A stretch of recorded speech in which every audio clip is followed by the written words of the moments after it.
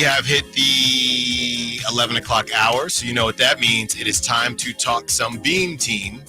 Time to talk some Kings from Sacramento. And one of the issues that the Kings have had, and it was a big issue this past season, the free throws for the Sacramento Kings, the worst free throw shooting team in the league. And that's a problem because as my dad said, they're free.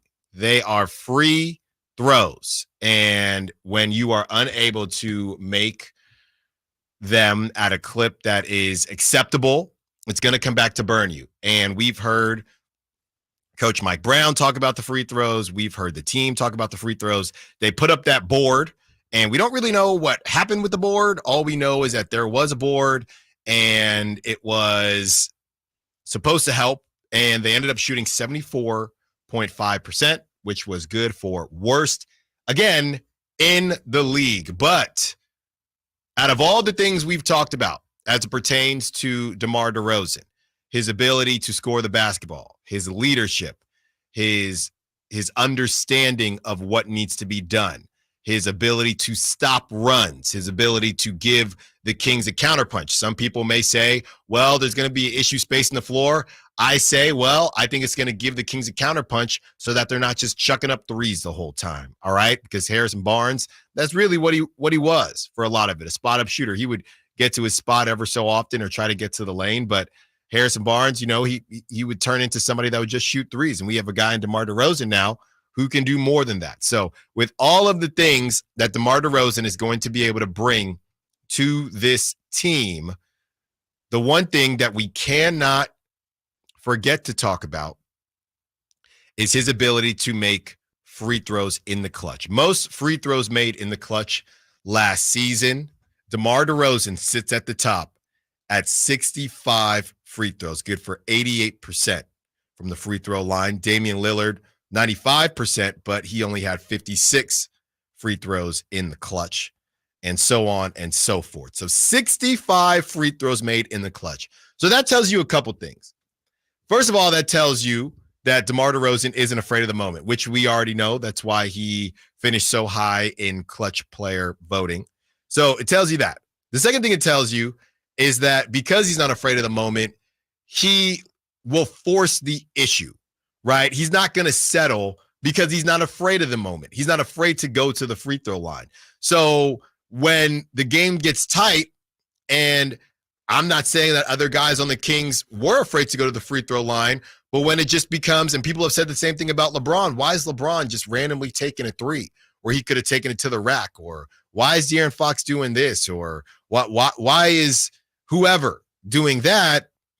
DeMar DeRozan isn't afraid to go to the free throw line. So that gives you the ability, and that gives you another level of offensive prowess when the game does get tight. 65 free throws made in the clutch. He revels in it. He wants to be a part of it. And that is something that the Kings have not had. And the question becomes, and I'm not even joking here, DeMar, teach us your ways. Is there something you do before? I remember, Kyle, back in my playing days, you go to the free throw line. I know they all have routines that they do, but clearly there's something missing to these routines. All right. And I wasn't the best free throw shooter. I should have maybe switched up my routine. We understand that you're used to it and it's what you've been doing, but it ain't working. You're shooting 74%, 74.5. They really need that 0.5, even though they're still the worst in the league.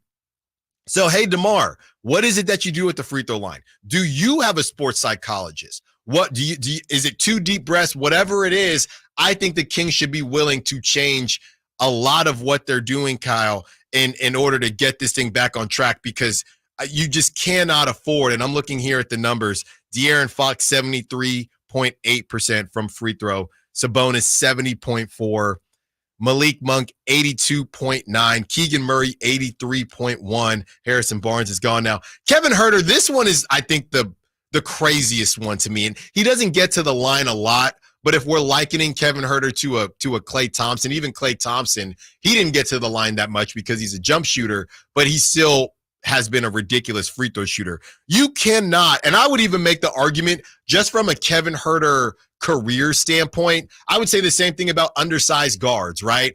There are certain things that you have to be really, really good at. And I'm going to take it back to baseball here. As an undersized hitter, right? If you're a quick undersized hitter, you got to be able to bunt. It's kind of got to be a part of your package, because you're not hitting grand slams all the time. If you are Kevin Huerter and your thing is shooting, and that's the number one thing that you can bring to a team, you cannot be under 80% from the free. It can't happen.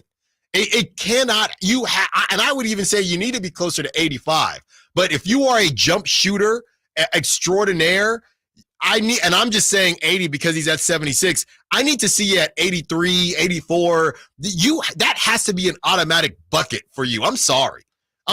What was so unexplainable last year was how you talked about the free throws being contagious thing. How is it possible that everyone on the team saw their free throw percentage go down by not insignificant numbers? Malik Monk's shooting the same number of free throws in 2023 was an 88.9% free throw shooter.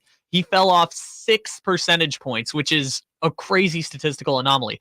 Fox fell down 5 whole percentage points last year at the free throw line. So he was at 78?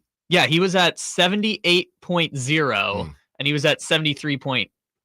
So only 4.2 percentage points. But Sabonis fell to 70.4%, and he's still, even with that bad season last year, still a career 73% free throw shooter, which means his average had to be significantly higher than that before this year. So Can you give me Kevin Huerter?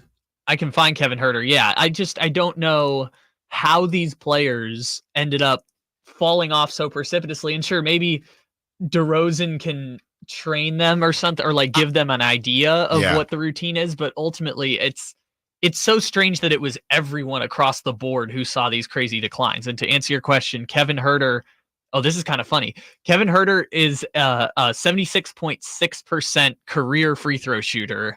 Last year at the free throw line, he shot 76.6%. Okay. So he was exactly the same. Well, I would say this, as Chris is out there maybe golfing right now. His tee-off time is probably soon. I would say this. Are we willing, when you say those numbers and how ridiculously bad it has become, are we willing to give this season from the free throw standpoint a mulligan? Are we willing to just say, hey, random bad year, they can come back to where they typically are? So judging by the numbers, and this might sound nerdy, Malik Monk and Domantas Sabonis, yes. I think that's a mulligan. It's a weird anomaly. It should correct itself as the season goes along. Fox, I'm not sure about, because he shot 78% at the free throw line in 2023 when he won the Clutch Player of the Year award. But that was by far the biggest anomaly of his career. His average is 73.6. He's never had another season where he shot better than 75%. So I think Fox last year was more the rule than the exception. I think he's just not that great of a free throw shooter, and we have a sample size to bear it out. With Monk and Sabonis, and I guess Huerter, because we saw the numbers there, I think those ones will correct themselves. Do you want to take a guess at what, and maybe did you already see what the Kings shot the Beam Team season? From the free throw line? Yes. I do not know the answer to that. You want to take a guess? If they were 70, what was it last year? 74.5. 74.5. I'm going to guess 76. They shot 79% from the free throw line. No, really? Beam Team season. Wow. They dropped almost 5 or over 5 percentage points. Well, they were 74.9. So yeah, 5.5, 4.5, 4.5, 4.5 percentage points. That's insane. And judging based, like, law of averages is really true. Like, they will average out to about what they normally are over the long term of their career. And with all these players, they've been around long enough that we kind of know how good of a free throw shooter they are. The Fox one, I'm not sure if he'll correct himself, because 23 was just such an exception for him. But The rest of these guys, I think it'll average out. They might not be the best free throw shooting team in the league, but if they ever take a technical foul, they should not be apprehensive of sending Malik Monk every single time. Yeah.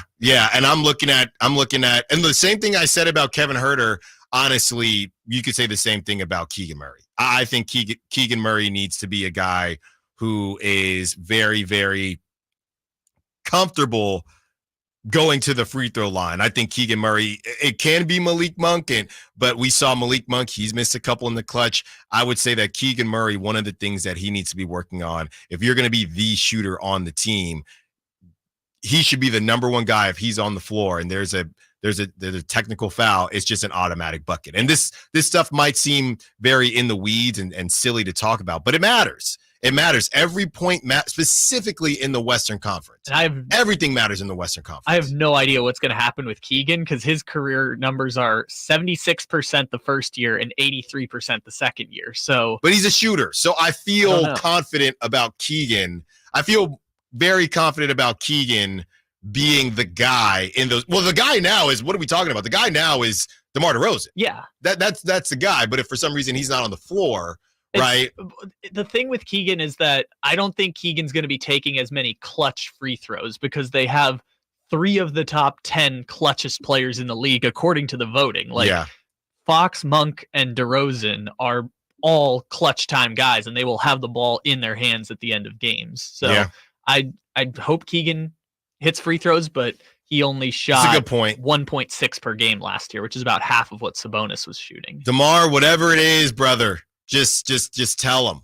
Just tell him. Look, we can't. We are too far gone here to have what would be the word pride. Okay, you got to figure this thing out because being the worst free throw shooting team in the league, that's embarrassing. And then to sit there, and that goes back to the 46.5. To be completely honest with you, and why I feel confident about the over because. The injuries to Malik, the injuries to Kevin Huerter just kind of being off all season long. You're still dealing with Harrison Barnes. Keegan Murray, yes, percentage points went down, but he scored more.